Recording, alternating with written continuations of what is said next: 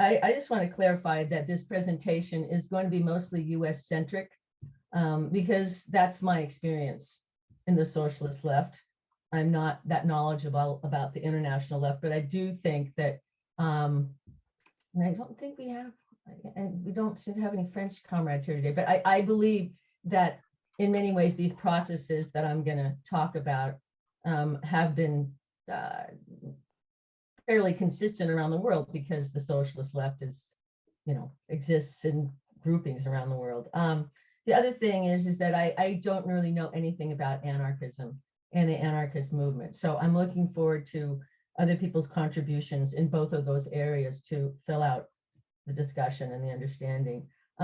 So the way that this topic came to become a discussion here was through an article that was posted on the list. It was an essay by a Greek Marxist, Yorgos Mitros, which asked at the beginning of the article, why are people turning their backs on the left? Why does the left seem so weak and lacking in credibility, especially since capitalism itself is not faring so well? A beginning of the answer to these questions is provided by the left itself, or at least a very important part of it, by the way it has responded to Putin's invasion of Ukraine. And the article mostly goes on, I hope everybody here has read it, but if you haven't, the article goes on to describe really the crimes of Stalinism in regards to Ukraine and the continuation of those crimes under Putin, and how the majority of the left has acquiesced to those crimes and has justified them in many ways. And it talks about the Stalinist falsification of history and war, which I think everybody here is very familiar with. I'm not really going to talk about that. And so I assume that Yorgos is talking mainly about Greece when he says that people are turning their backs on the left, because in the United States, for most people, for most working class people, the only left that they know about exists in two contexts. One of them is Bernie Sanders and the Progressive Caucus of the Democratic Party and AOC. And the other context is right-wing nationalists and white supremacists who believe that communists and globalists and Jewish people and Black people have taken over the US government and have turned it into a socialist nightmare. So that's really the only context that the working class sees a left, in my opinion, in my experience. The left here is very, very isolated from ordinary people's lives and has very little influence. And I'm glad that most people, most working class people, have no idea that there is such a thing as tankies or people who have turned their backs on Ukraine and the Ukrainian people. They don't know that. They just take for granted that the Ukrainian people's war is a just one and that Russia had absolutely no right to invade that country. It's just a given for people. So,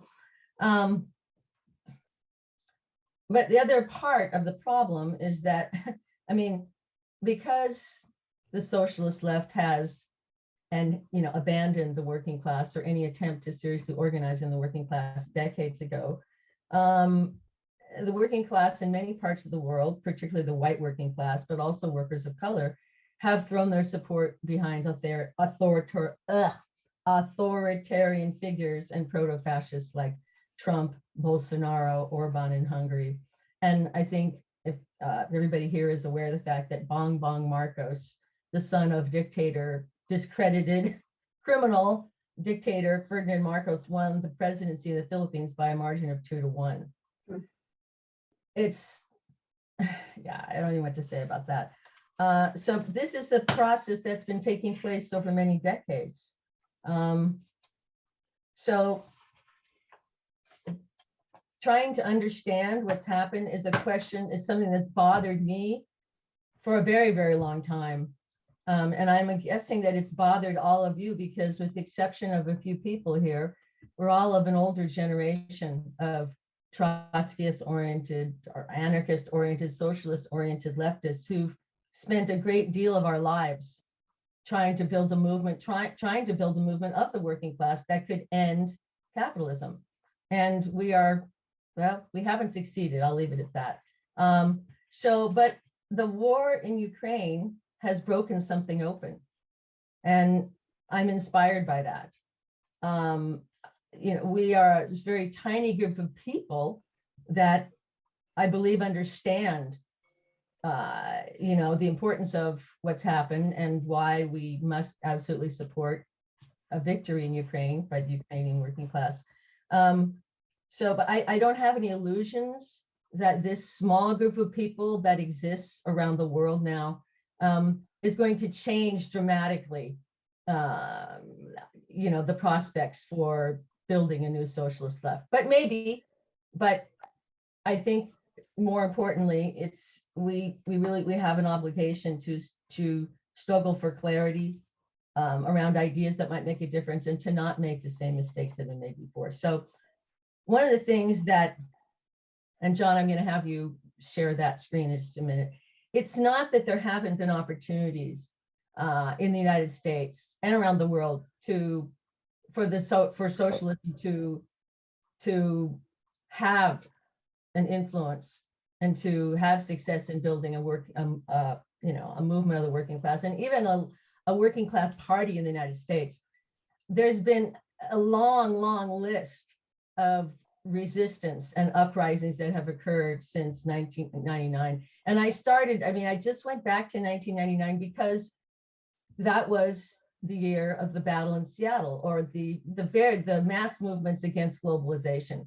And before you share that screen, I just want to say one other thing that really, the seminal historic event that took place in 1991 with the dissolution of the Soviet Union is an event that threw the entire socialist left into a mass array of confusion, which we're living with today, because the end conclusion of that, many people have said, well, there can only be one bad imperialist nation, and it's the United States. And so, anyhow, that was a seminal event that we're still living with. But but for me, I went back to 1999 to try to get a snapshot of how many how many protests there have been, mass protests and movements where something should have happened. There should have been a cohesive outcome to those movements, and there wasn't. Not that I'm aware of. So John, do you want to share that screen?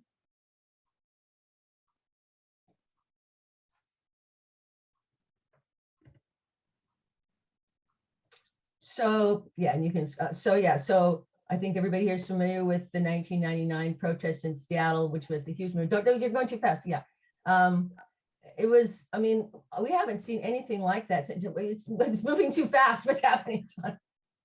Yeah, okay. And why that didn't happen, we can talk about that, but it, 9/11 happened, which changed many things. March 2007 was, 2007, 2008 were the years where millions of people marched in 140 cities and 39 states in support of immigrant rights and opposing really reactionary federal legislation. 2009 was the shooting of Oscar Grant in Oakland, where there was, huge protests here and other parts of the country. The Occupy movement, I would say the WTO protests and the Occupy movement were really, they were clearly they were very popular movements amongst ordinary people. They were movements and protests they had to be covered by the mass media.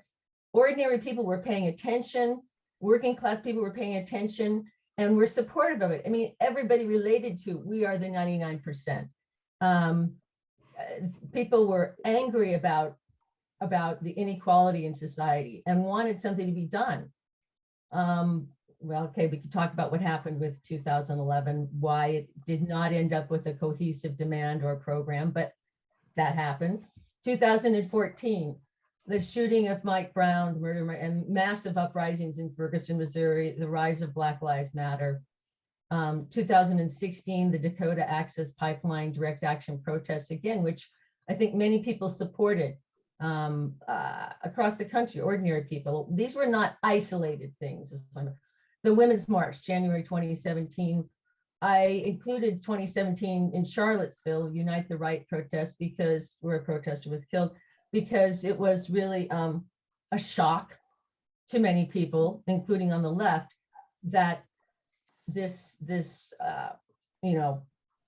appearance and the organized right made itself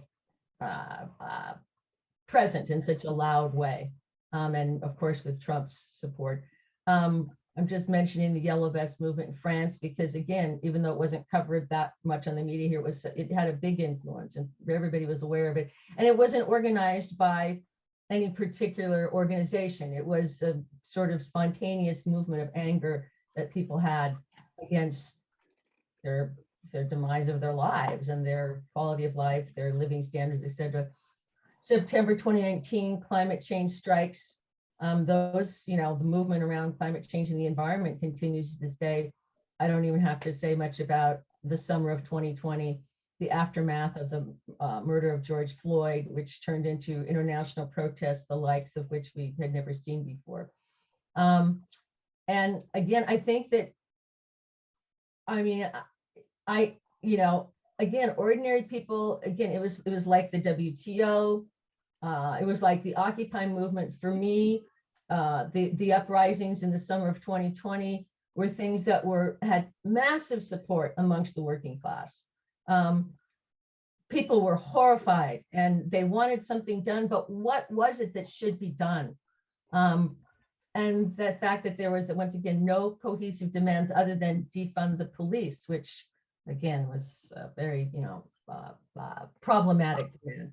I included January 6, 2021, because I think many of us thought or hoped that in our lifetime, we would see something that looked like that, but that was led by workers. But it turned out that it was led by fascists. So I feel like that was another sort of seminal moment. It was like a slap in the face. Like, how did we get here? So, and I just also, so as of today, if the figures are accurate, I don't know, that DSA allegedly has 92,000 members. The Democratic Socialists of America has 92,000 dues-paying members. I know that the anarchist movement around the world has grown, but again, I know very little about that.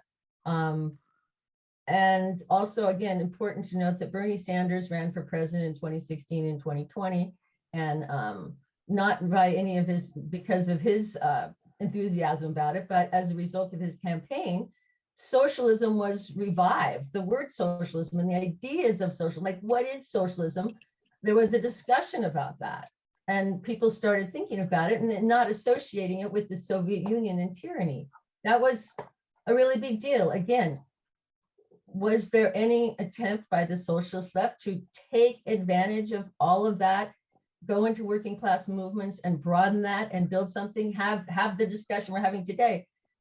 No, not that I'm aware of. So, okay, John, I think you can stop sharing the document. So it's pretty obvious that, was it inevitable that things have ended up where they are? I don't think so. Maybe it was unrealistic or naive on my part or any of our parts to think that there should have been an opportunity. There should have been something that came out of any one of those movements that would still stand today, and that we would not have ended up in a situation where it's such a small number of people internationally that are standing in solidarity with Ukraine. But that is what has happened. The other thing that I want to say is that, just anecdotally, and I'm interested in other people's comments, the fact that there's been endless protest after endless protest with no visible change in society and no cohesive movement has been very demoralizing. I've wondered where have all the young people, Black and otherwise, that participated in those actions in the summer of 2020, where are they today? Some of them have given up.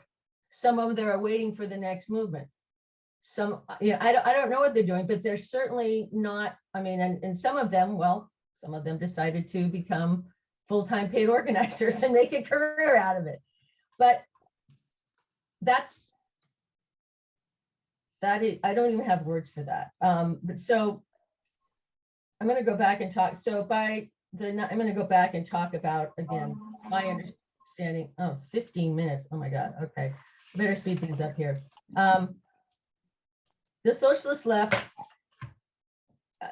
continued on with their rhetoric into the 90s and the 2000s with, yeah, the working class.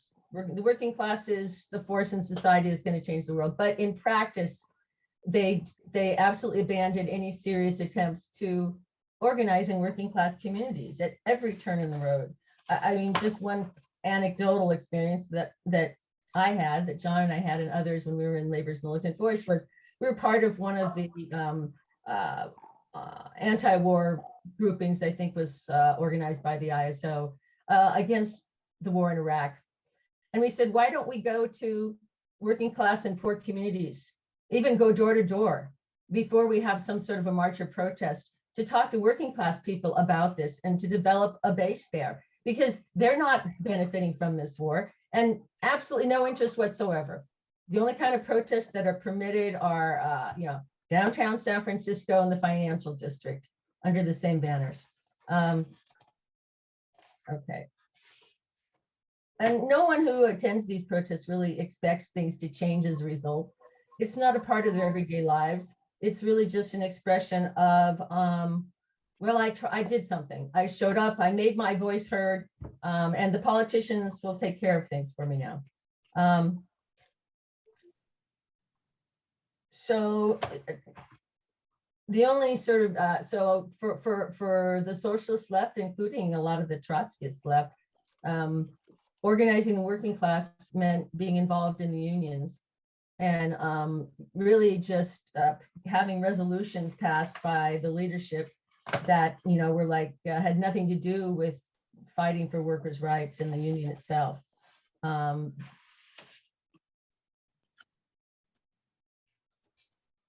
So in the absence of a working class movement, this thing that is called identity politics took its place. And as a methodology, as a political philosophy dominates the left.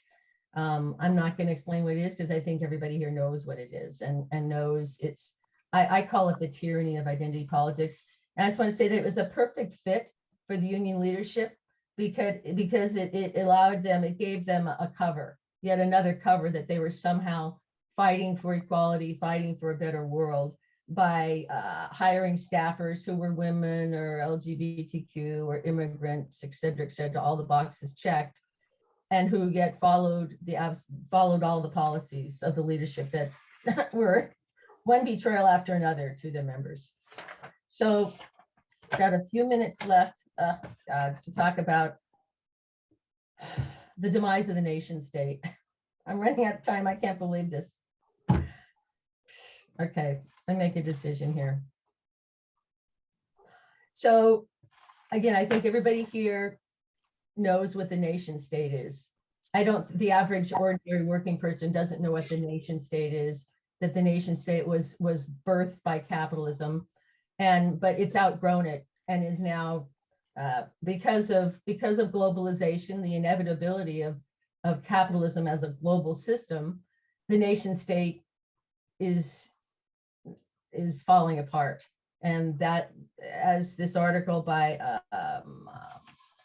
well, it's called The Demise of the Nation State, 20th century political structures are drowning in a 21st century ocean of deregulated finance, autonomous technology, religious militancy, and great power rivalry. We'll have to talk about that more. But I just want to say that the nation state is a structure, at least in Western democracies, that's taken for granted. And I mean, we see numerous examples of its demise in terms of the attacks on voting rights. The news is filled with examples of its demise without it being talked about directly. Millions of people sense this collapse, but without understanding it or having any hope or something else, they are left with an impending sense of doom, confusion, and fear. So I'm going to end this by just saying that, anyhow, that as Trotsky said in his essay, learn to think. In order to carry a correct policy in times of war, we have to learn how to think in times of peace. And I'll end it there. 20 minutes goes by really fast. Okay.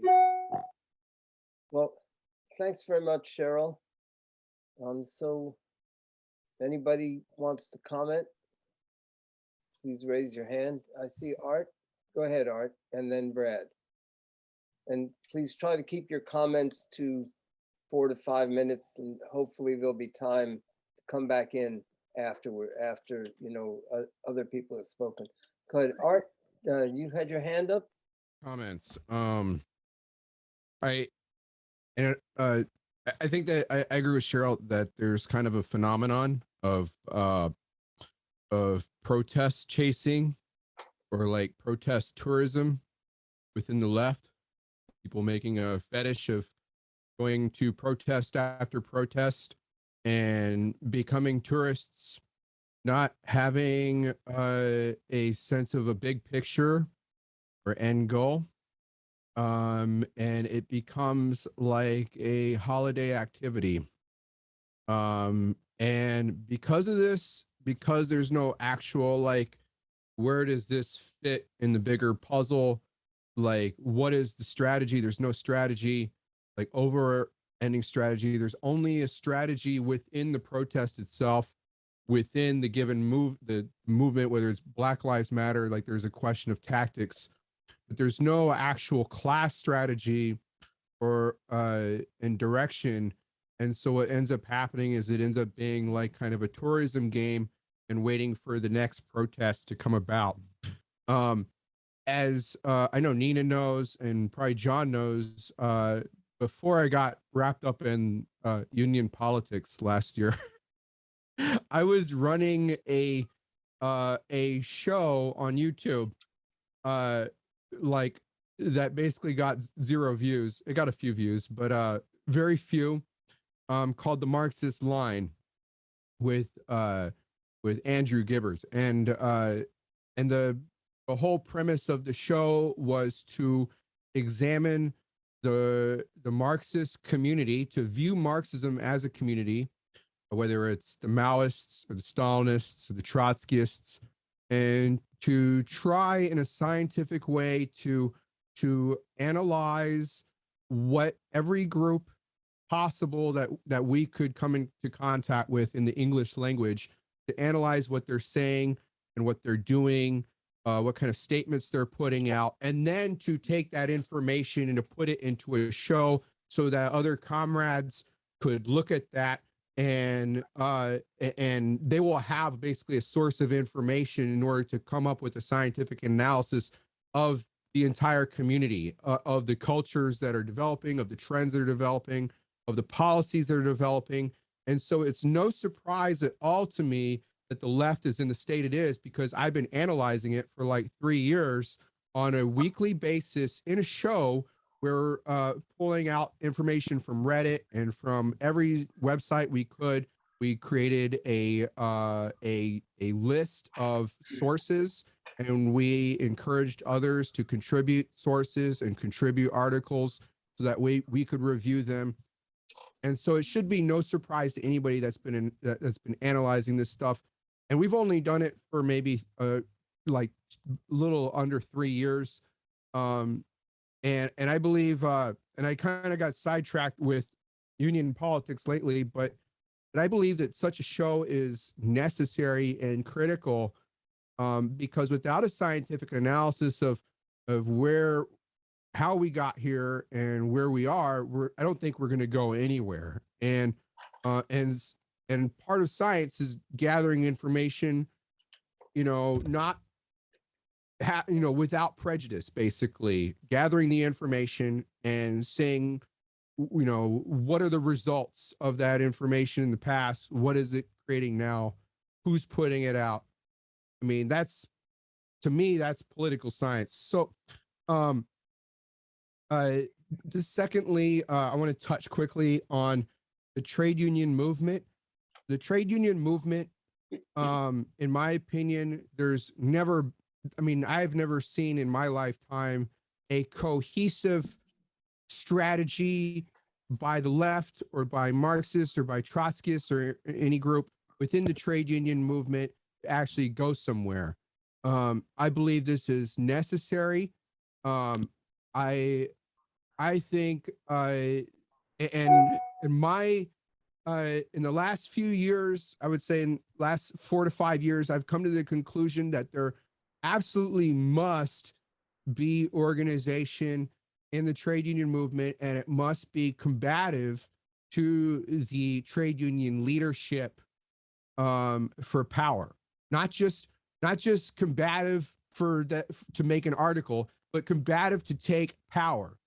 And nobody in the left is talking about this. I've talked about it, and I think it's absolutely necessary. There is a national conference, and I think national conferences are necessary in the left. They're necessary for Marxists. Other Marxists have pushed back on me, saying I'm a nationalist for that. But without a national conference, we go nowhere, because we are in a country and the world is locked in by nation states. And so I encourage everyone to go to the National Conference for Labor Notes, because that is the national labor conference. It's going to have the most conscious and progressive workers in the country there. And they haven't had a conference in years. And with the current strike movement, it's absolutely necessary to go. Art, please wind up. Sure.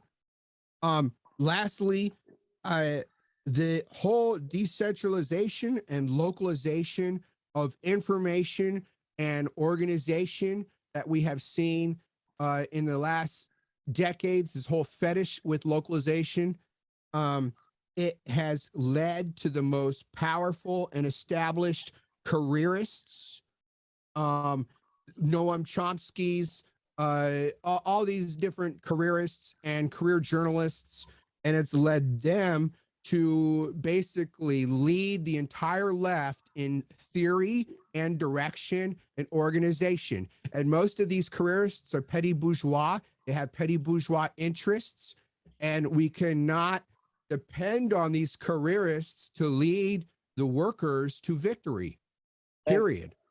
Thank you, Art. Okay, Brad, and then Ted, and then I have some comments. John, I think Ray had his hand up before. I'm sorry?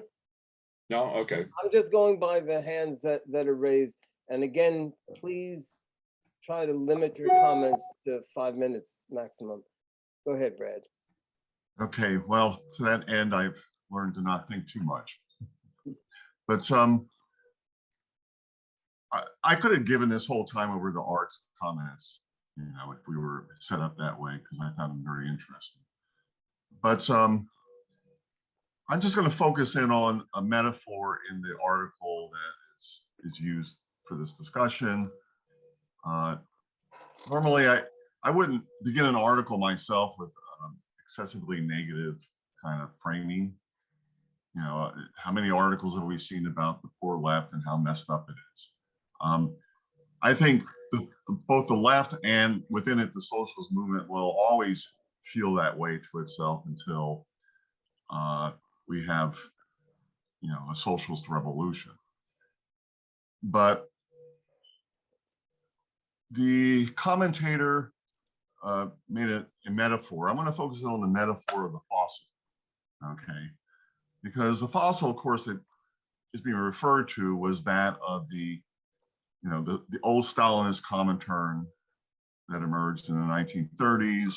And here I can only speak from a US perspective, obviously, where you had, you know, organizations like the CPUSA were essentially acting as foreign policy conduits in the interest of one particular state, which happened to be the Soviet Union. This convinced a right wing of Trotskyism to, in practice, align itself with this kind of politics, essentially a geopolitics oriented around the foreign policy of a particular state on the basis of defense of a worker state, okay? And despite the Cold War repression, these organizations, these socialist organizations, did maintain some kind of periphery at the end of the 50s, which then coincided with the emergence of the civil rights movement and the anti-Vietnam War movement in the 1960s, which movements then transformed that social periphery. And then fast forwarding to the dissolution of the Soviet Union, that whole, you might call it an apparatus of a social periphery, a progressive, quote unquote, progressive social periphery that was oriented around what used to be the foreign policy concerns of the Soviet Union still remain in place. So here, the part of the metaphor of the fossil has to do with the fact that fossils, as we know, if you dig them out of the ground, you haven't actually dug out the bone of the dinosaur.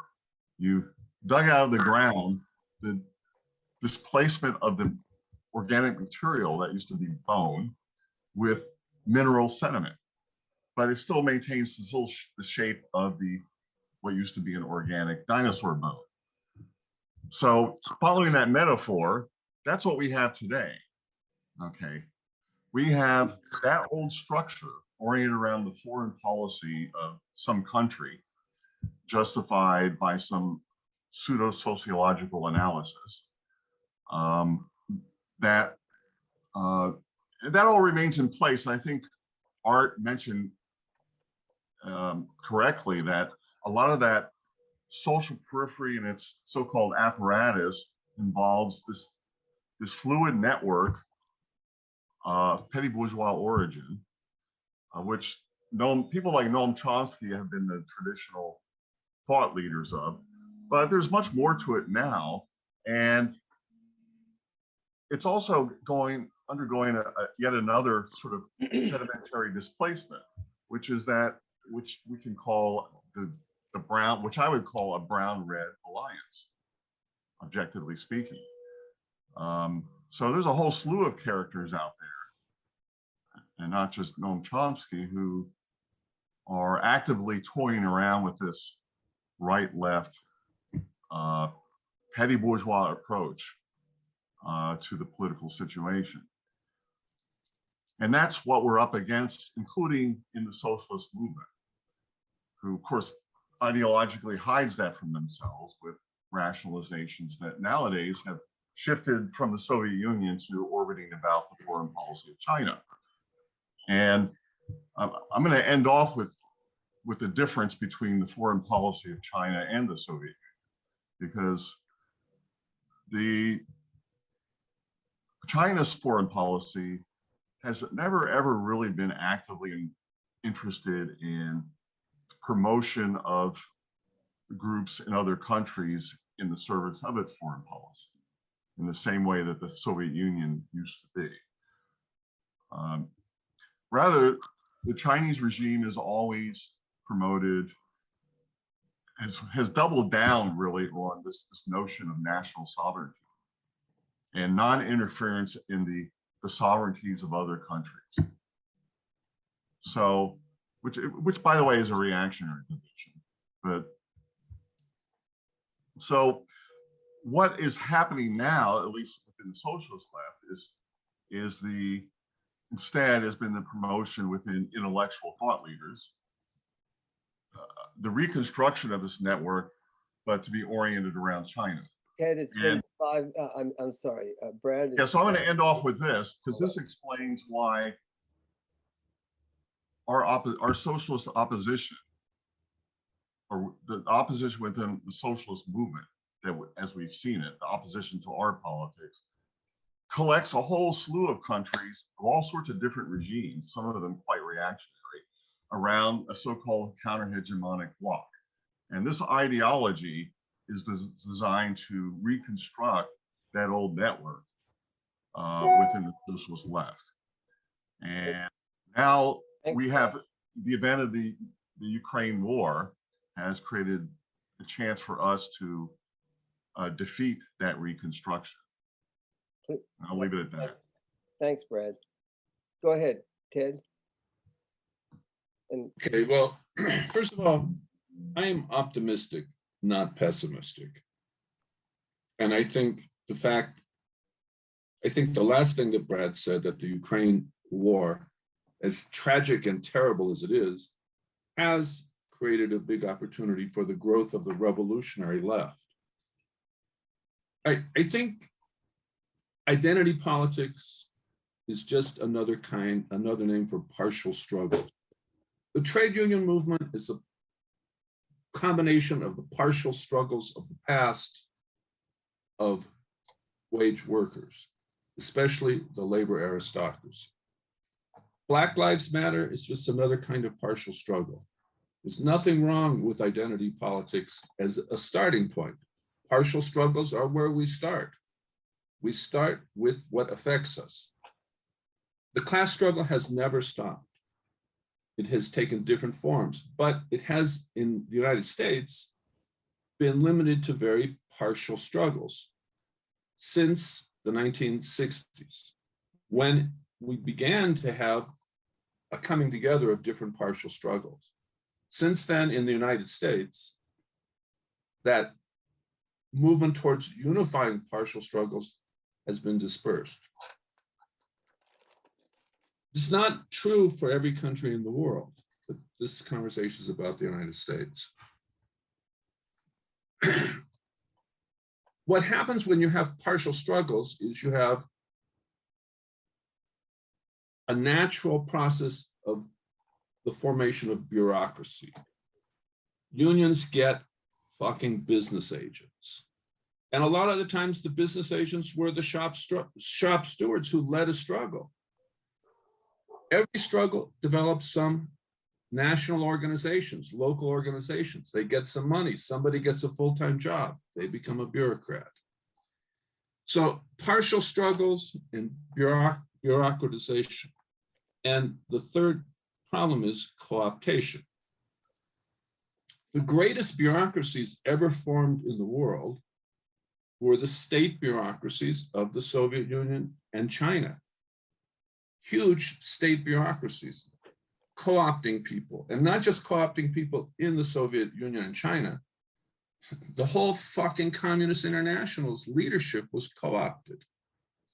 And this is the fossil Cheryl and Brad were talking about, the legacy of this co-optation of this huge social layer of people with its fingers everywhere. And it wasn't just that, that's the big one. The second one is the bureaucracy of the social democratic parties of the world, like the Labor Party. And in the United States, that is subsumed into the Democratic Party, which co-opts the labor bureaucracy, the bureaucracy of the Black movement, the bureaucracy of the women movement, co-opted into an organ of the capitalist state, the Democratic Party. The Democratic Party has a century of experience doing this and a huge organized machine to co-opt the activists.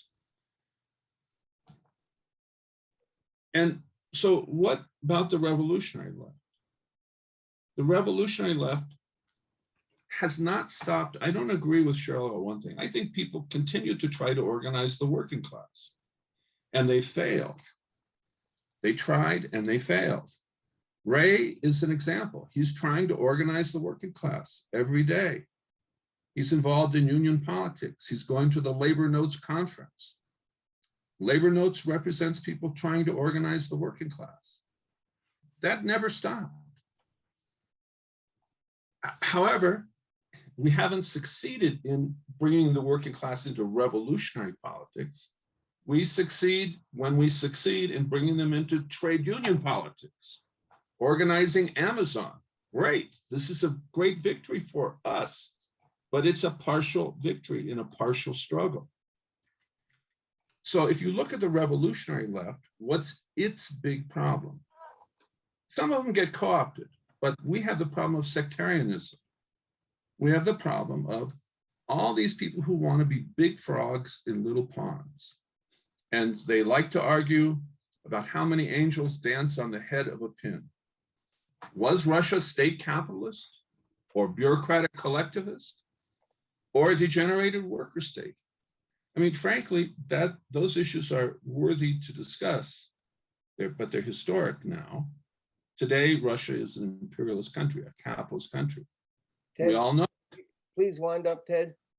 So the opportunity we have today with the Russian invasion of Ukraine is to repair a lot of the sectarianism on the revolutionary left by building a movement in solidarity with the victory of Ukraine over Russian imperialism. This is a key moment in world history, including for the revolutionary left. Thanks, Ted. So I'm gonna go to Nina next, and then I'd like to comment. Go ahead, Nina.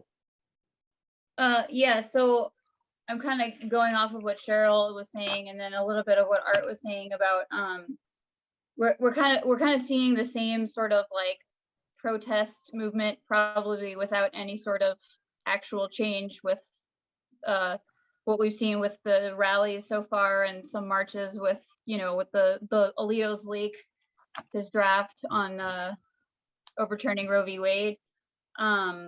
Definitely some of that protest tourism. I noticed I went to a rally last Saturday, and it was super focused on like mutual aid and not and actually like doing anything. Of course, there's like always at these rallies, you see a lot of people in like their Handmaid's Tale like cosplaying outfits, which I don't know. It just seems like those are just people who like Art was saying, they're tourists. They like to show up and act like this isn't already happening to a lot of people. Sorry.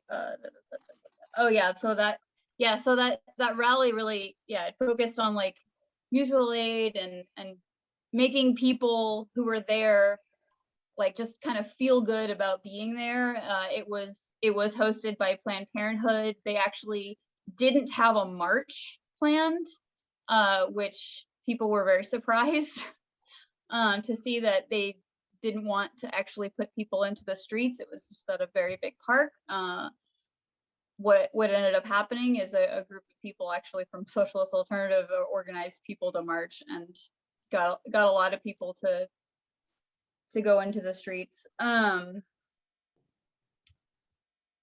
Yeah, I think as far as like why things aren't happening, I feel like because it's the Democratic Party has co-opted all of this language, especially with like identity politics. You could see like they raised like millions of dollars after that draft leaked, just seeing this as like a money-making opportunity, when of course they could have done things years and years ago. Yeah, I see this happening again. It's very frustrating, that's all. Okay. Thank you, Nina. So I'd like to start by making some comments on the confusions, not just in the socialist left so much as within the working class, because that's really the basis from which we have to start. And even though the majority of the left is largely separated from the working class, but it's not cut off from what happens within the working class. And Cheryl made an allusion to this article in the Guardian newspaper from several years ago, The Demise of the Nation State. I'm going to post the link to that on the chat in a minute. But it really is in some ways a seminal article. And that article explains how the global is really from a Marxist point of view, that how capitalism has really globalized to an extent never even come close to before now. And it has really weakened the existence of separate nation states, and also weakened the control, for instance, in ability to regulate the economy of the individual governments in the nation states. And that's the only form of rule that capitalism has ever had and really can have, is through the nation states. And so that's the form of rule that workers, and we know that the overwhelming majority of workers, to one extent or another, does accept capitalism, partly because they see no alternative. So that's what they look for. And in one of those paradoxes of history that makes complete sense, what happens is then a huge sector of the working class is looking for a return to that period that existed, or at least that they think existed, and in the United States, that in many ways did exist, mainly for white workers and mainly for white male workers. And I think that article really explains a lot about the mood of reaction that's developed in a huge sector of the US working class. And it's not just the working in the United States. Cheryl mentioned the election outcome in the Philippines. Not so long ago, we saw what happened with Bolsonaro. And it was a lot of workers, including, despite his racism, including a lot of Black workers who voted for Bolsonaro. It's true, he may be thrown out now, but that still says a lot. And so I think that confusion has a lot to do with the present situation. And I think that as far as the left, you know, there was a moment of hope last October. And in my opinion, it wasn't even so much the number of strikes that happened as the tendency of large layers of the working class to rebel against their own union leadership.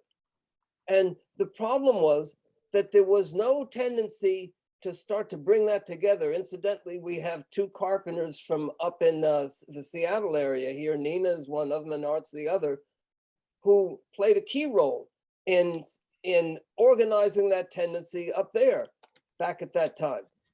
But there was no real drive to centralize that tendency and to organize it and to carry it forward and to explain what these rebellions, this tendency to vote to reject substandard union contracts, what lay behind that and how to carry it forward. And unfortunately, the great majority of the left, in one way or another, is linked with one sector or another of the union bureaucracy. Most times it's the so-called progressive union bureaucrats.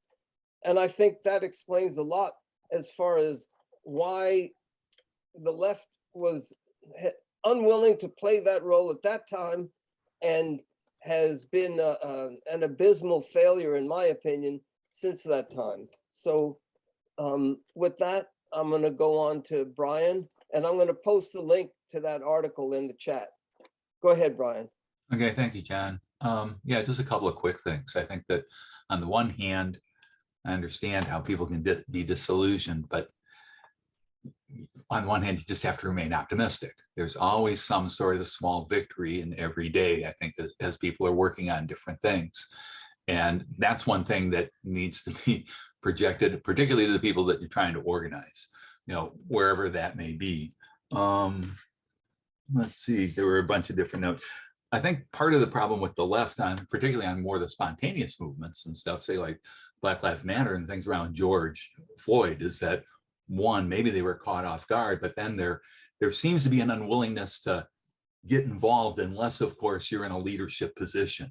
And it's kind of like you join these movements to be involved in those movements. And in your participation, people begin to see that, like, okay, so this person of the socialist persuasion actually has some good ideas too. And you work and you build confidence in people, not to fool them. But the fact is that you've got not only just an idea on how to build a movement, but also how to build change. And I think there's a tendency for the left to want to move in and then move into leadership positions. And then people have a tendency to also start to discount people because you sound like some sort of careerist, which happens, of course, in the unions with bureaucracies and stuff like that. And that was mentioned before about people wanting to become or becoming professional organizers or professional bureaucrats, you know, the folks to the left. And that's just a real danger that I think the left suffers from. And it's has suffered from that for a long time. It's just something that people need to be able to fight more than anything else. And I think that there's, let's see if there's anything else that I have here. And with regards to, I think with these arguments, you end up working on building class consciousness. and that sort of thing. And it kind of annoys me when I hear from leftists and that sort of thing about we're here to build class consciousness when working class people have a class consciousness. Unfortunately, they have a tendency to beat themselves up with it because they understand class, but they also understand, where they may fit given the dominant culture and the media and this constant drumbeat of the fact that working people are just working people, and it's celebrities and bureaucrats and politicians and rich people who run the world and stuff. And so there's a tendency, I think, for people to be beaten down by that, to the sense that, well, that's the way it is, when in fact, that's the kind of thing that people can challenge and whatever. I know moving back here where I live in Cleveland, Ohio, I saw some stuff from DSA which regards to a transit group that I'm actually involved with. And they talked about how when we work with workers, we build class consciousness. And I was reading that and I go, well, when you work with workers, you end up going to graduate school, because it's like you have a tendency to evacuate these things once you recognize what a challenge it is and that sort of thing. So, those are just some of my thoughts. I have really enjoyed hearing this conversation. All right, thank you. So Stanley is next. Just a short point about China and groups starting to gather around them. I think it's more than just ideas. I think there's some big money. And there was a very interesting article written by, well, I'm forgetting his name, but I put it in the chat about Neville Roy Singham, a man with a lot of money, worked with China and high tech, and his wife, Jody Evans. And it's really well worth reading. Done. Thanks, Stanley. Ray, I believe you haven't spoken yet, so go ahead and. Hi, so I'm over here in England. I was really just going to say a little bit about the sort of probably the splits on the left here around Ukraine, and they largely have been focused around the sort of long-standing opposition to NATO as an organization. So we had a situation quite early on, just before the war started, of the sort of main anti-war organization here, Stop the War, which was formed around the Iraq War. They put out a statement about the possibility of war in Ukraine, which was, if not equally critical of NATO, probably more emphasized NATO as being to blame for a potential war in Ukraine. And I think that has been the sort of focus of debate. I mean, a number of Labour MPs here signed up to that letter that they produced, a statement, and then were forced to retract their signatures under threat of losing the whip from the Labour Party once the war actually started. And to be honest, the statement, while it might have been in some ways acceptable before the war started, once there was a physical invasion, its emphasis on the role of NATO seemed out of place. But that has tended to be where the arguments have been about how much NATO has provoked this war by its move east within Europe, etc. And from my viewpoint, I don't accept many of the arguments that are pushed to sort of say that that NATO has brought this about, and this is Russia defending itself, which is the sort of basic Russian narrative. But there are obviously other arguments within the left about it's not for us to support the Ukrainian bourgeoisie in their fight against the Russian capitalists. We need to focus on overthrowing our own bourgeoisie. So it almost sort of says we should be silent on this, and support for providing weapons, etc., to Ukraine, and that is almost seen as sort of throwing in behind our conservative government. So that rather sort of complexities of issues. I think a lot of people on the left here in England have been very quiet about the whole issue, and there are clearly people who are articulating the case for supporting Ukraine's resistance to the invasion, and the idea that Ukraine obviously should get weapons from wherever it can to defeat or at least fight the Russians to a standstill to give the basis for some sort of negotiation. But I suppose I've been pretty angered and disappointed by the sort of revival of sort of very pro-Stalinist feelings on the left, which I haven't heard articulated for some time, unfortunately. But and obviously, that's all in the context of we talked about the left. I mean, we're probably in a sort of 2 years after the last general election where Corbyn was defeated quite substantially, mainly based on the sort of the bringing nationalist arguments around Brexit to the fore, which sort of pushed the other social issues backwards. That has that's obviously been a big setback. We had around probably more than 600,000 members of a Labour Party in the run-up to that election. That's probably dropped back to 350 or 400,000 now, as people have left, and the bureaucracy and the right wing in the Labour Party have reasserted control and expelled a lot of people on the left and expelled organisations on the left.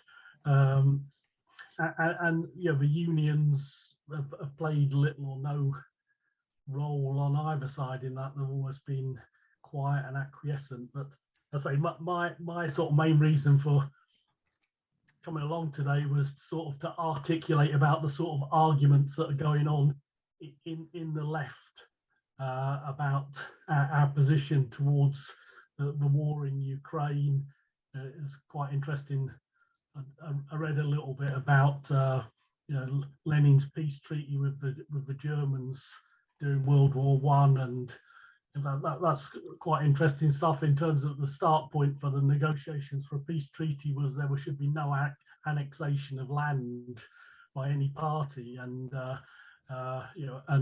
when that treaty was signed, Lenin basically said, this is a shit treaty, but we have to sign it to save the revolution. Well, we're not in a position of needing to save any revolution here, so the idea that we should have some peace treaty which gives Russia everything it wants, doesn't seem appropriate to me.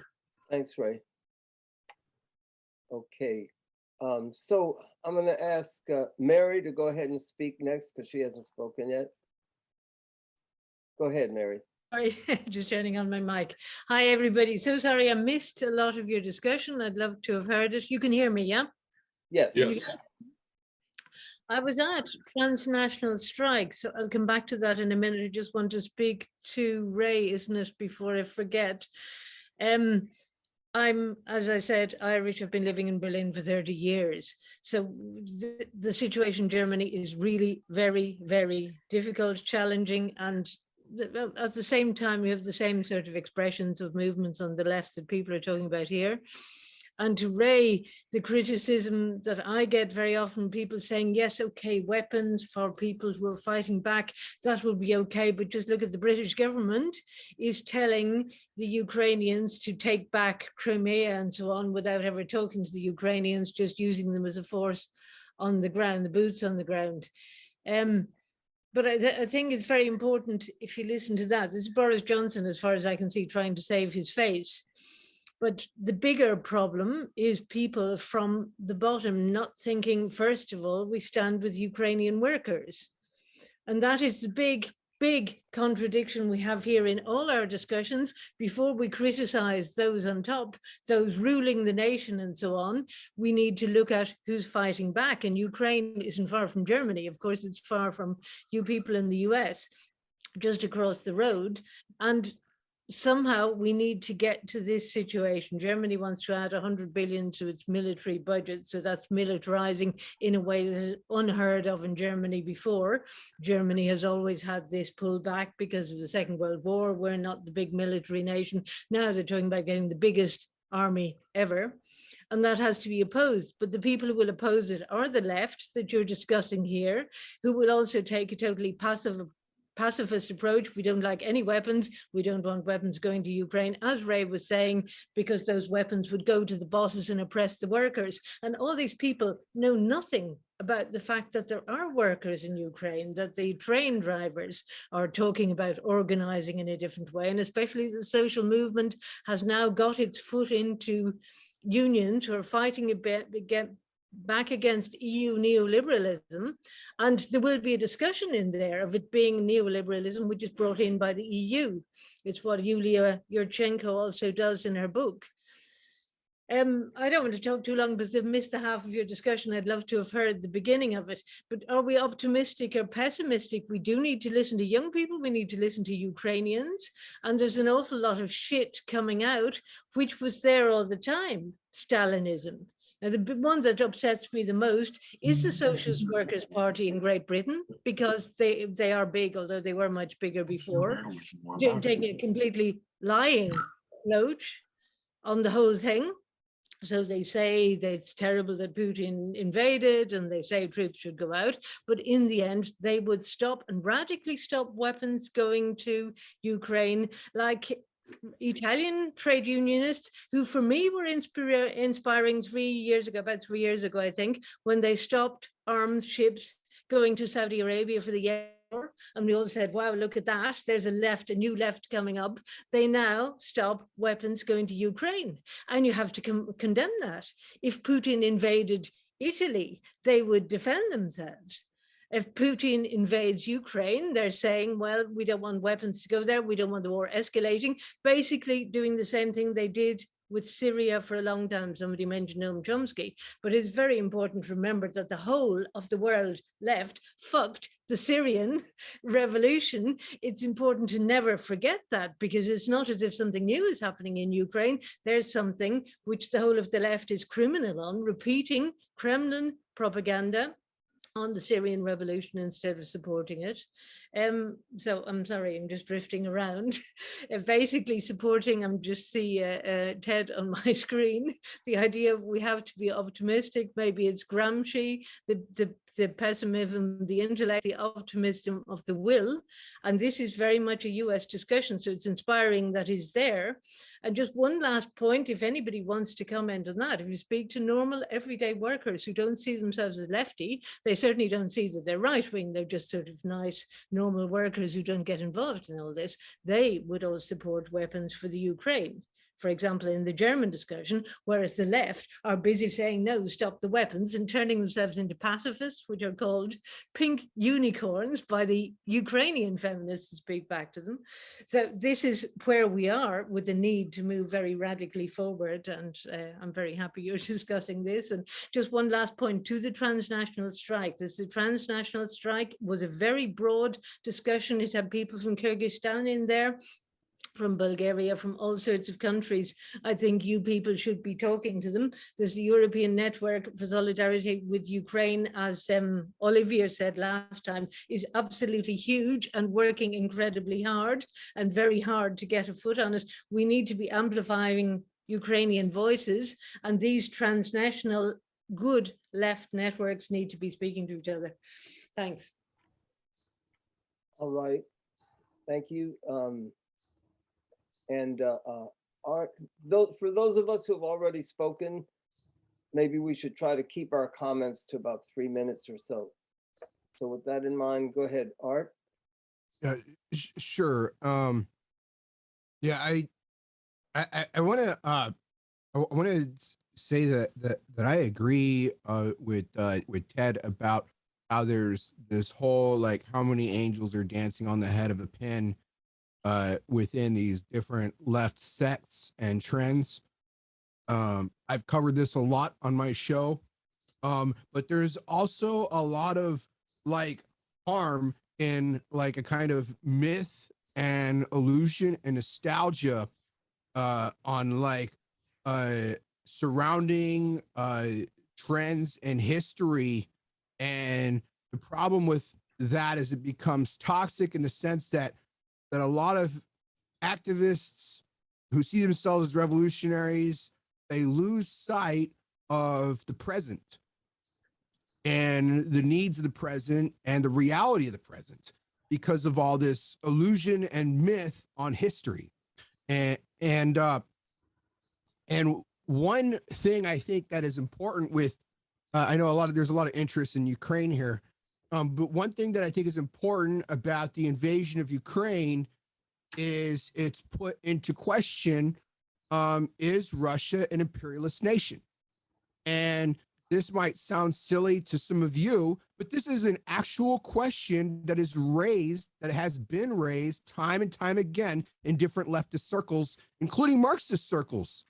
And you got to understand also that this is only a step away from the question, is China an imperialist nation? Because, and this is the significance, in my opinion, of the invasion of Ukraine, is really the big picture, like globally speaking, would be China, which is the current imperialist rival to the United States and its ambitions towards Taiwan. And we can see this also with with everything that's been going on in the South China Sea and the militarization there, as well as the significance of the Bongbong Marcos election victory in the Philippines, which is the former colony of the United States. And as many of you know, Ferdinand Marcos was an ally of the United States, and there's been a lot of contention in the Philippines over whether the next administration should be closer to China or closer to the United States. And this is the question that's going on with all the Southeast Asian nations. And so the questions of whether China and Russia are imperialists, these are coming up, and these are being argued by the tankies, and they're being argued by other Marxists, but unfortunately they're not being argued in a public way, in a clear way, because this should be like a freaking home run, really. Please wind up. Yeah, and the other thing is I want to say, like, as far as the demise of the nation state, I disagree. All you have to do is look up finviz.com or the stock market, and you'll find out that the capitalists very much like their nation states. They're very much tied into them, and that they still are very critical to capitalist markets. And next, I'd like to say that the importance of tying theory to actual organization. And if you can't have theory with organization, you got nothing. Thanks, Art. Linda, you haven't spoken yet, I believe. So why don't you go ahead? Okay, yeah, I want to respond to Art. I'm going on the theory that Russia is actually a very weak imperialist power, kind of like Germany, World War I and World War II. They're active in Africa, as is China. They've had their fling in Syria. I know I shouldn't say that because it was so hideous, but they're very hyper aggressive, and like I said, they adopt this kind of Balkan Wars attitude towards war. No international rules of war, no human rights, and that's really where I see them. And now they're also threatening the world with nuclear weapons and mass starvation. Right? This is what an imperialist power does when it's not doing so well. And it's up against, the two major ones, which I would consider the U.S. and China. And what is this show you have, Art? Can I get a referral to watch that?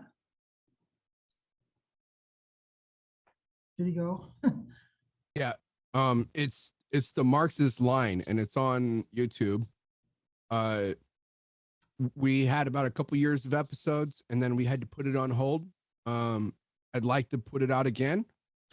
But I think, but yeah, feel free to check it out and let me know what you think. Okay, thanks. Go ahead, Linda. Linda, are you finished? Yeah, I'm all set. Okay. Well, I'd like to make a couple comments. First of all, as far as this demise of the nation state, I would urge Art and others to read that article, because the main point is the capitalists, just like the working class, the capitalists might like certain things, but they are not in control of their own system. And I think that that article really does show that their ability to, well, anyway, I'll just leave it at that, that they cannot control their own system. Mary made two comments that I think really we need to think about quite a bit and keep in mind. The first point that she made was about Syria, and this whole tremendous confusion about Ukraine started with the confusion around Syria. And we have to connect those 2 points. Second of all, Mary talked about the mood within the working class in Germany, and I think it's the same here, a general mood to support Ukraine. And I think that we on the left really have to take advantage, those of us who are not caught up in all this stuff of, oh, it's NATO's fault, and, you know, Ukraine is overwhelmed by fascists, while ignoring the role of Putin in connection with fascism. Those of us who aren't caught up in all of that, that we really have to find a way to link up with that mood. And, you know, Biden and others have played a really dangerous game for them by seizure of these assets of the Russian oligarchs. But what they've seized, it's just child's play. It's a complete fraud. They've seized a few luxury yachts and a few jets, and that's all. Whereas the real assets of the oligarchs, which comes through money laundering and shell companies, is massive real estate investment in the United States and elsewhere. But the entire real estate industry is just rampant with money laundering and the use of these shell companies. And it's not only the Russian oligarchs, the Ukrainian oligarchs, such as Kolomoisky, who's hated in Ukraine, by the way. He's been involved in investment in real estate through shell companies and so on. And so I think that we on the left should really take up a campaign around this. And those assets must be seized.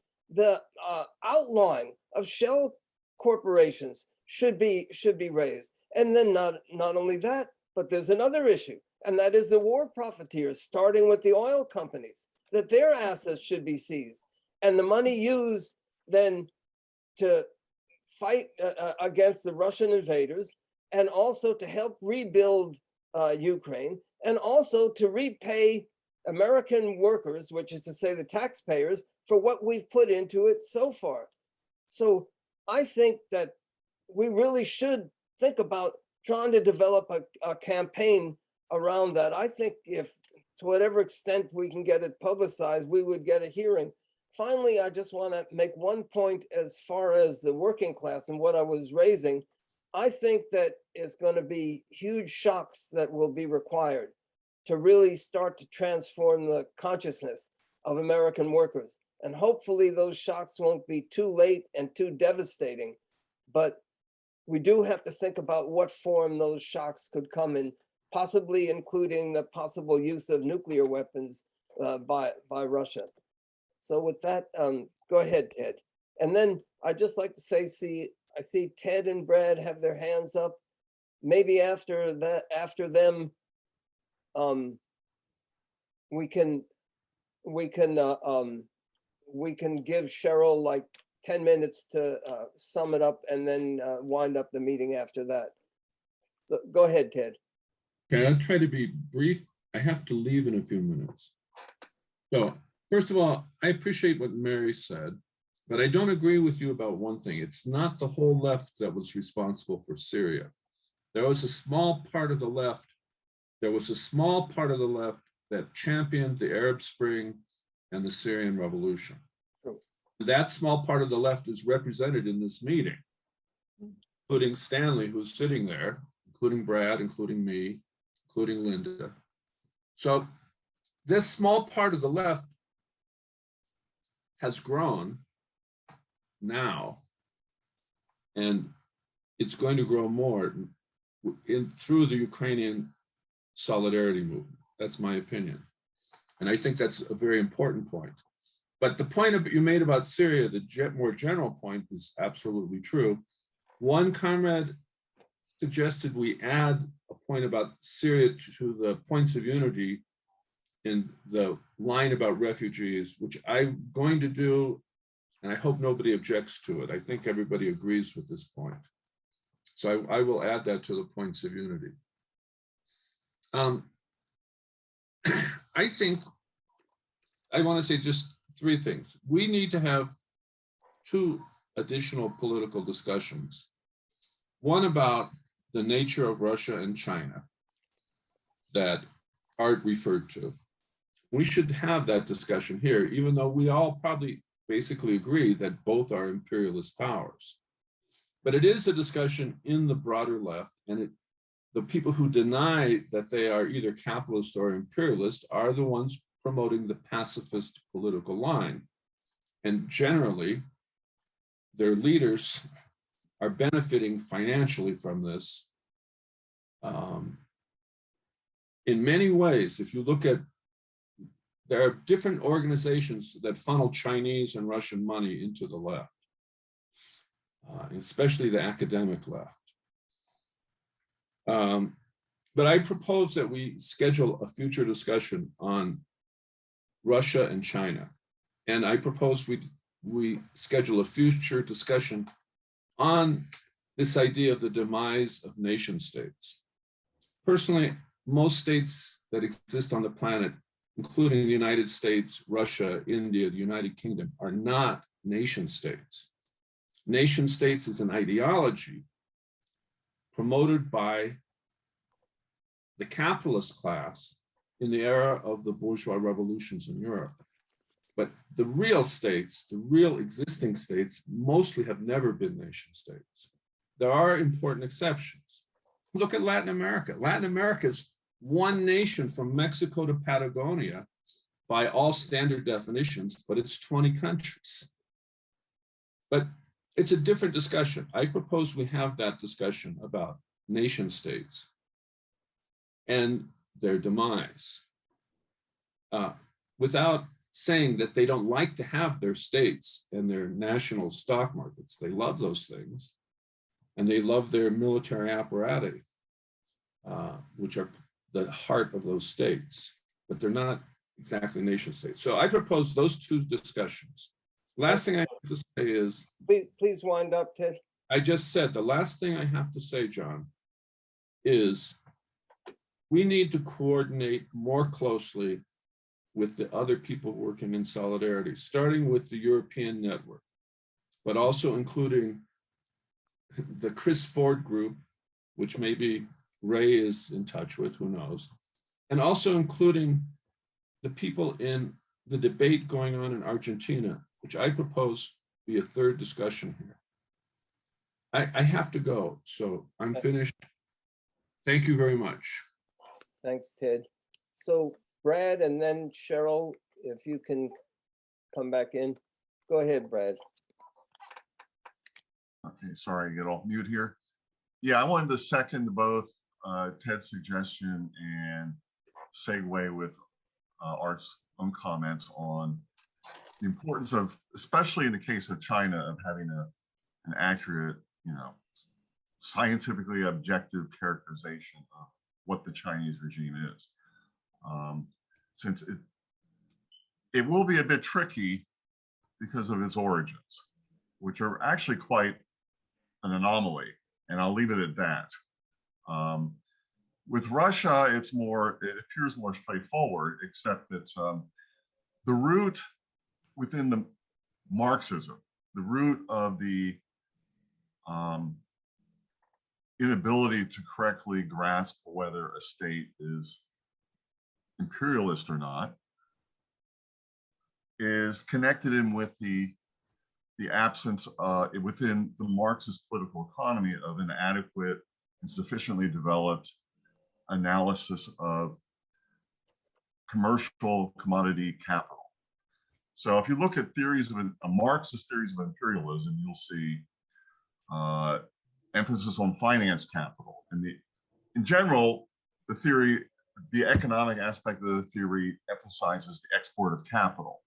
But typically the export of capital is seen as either purely financial or is fixed direct investment of productive capital, like Ford in Latin America, but owned by Ford, so that the profits return either as financial profits or as the profits of industrial capitalist production to the metropolitan country, let's just say the United States. But missing in all of this, and I reread Lenin's pamphlet, you know, it's missing in Lenin because it was de-emphasized in Marx and Capital. Marx analyzed three circuits of capital, which was the industrial productive circuit, the money capital circuit, but he also mentions the commodity capital circuit. So, but Lenin does not mention a commodity capital circuit as a form of the export of capital. And if we look at a state like Russia, we will see that Russia's primary capital exports are precisely commodity capitals, whether it's natural gas or crude oil or grain. The only one that is not specifically a commodity capital, but a finished product, or its military exports, which are important, but they don't fall in the same bucket. So I'm going to leave it at that, but I'm just suggesting where the theoretical hole exists, and it's always existed throughout the history of Marxism as a theory.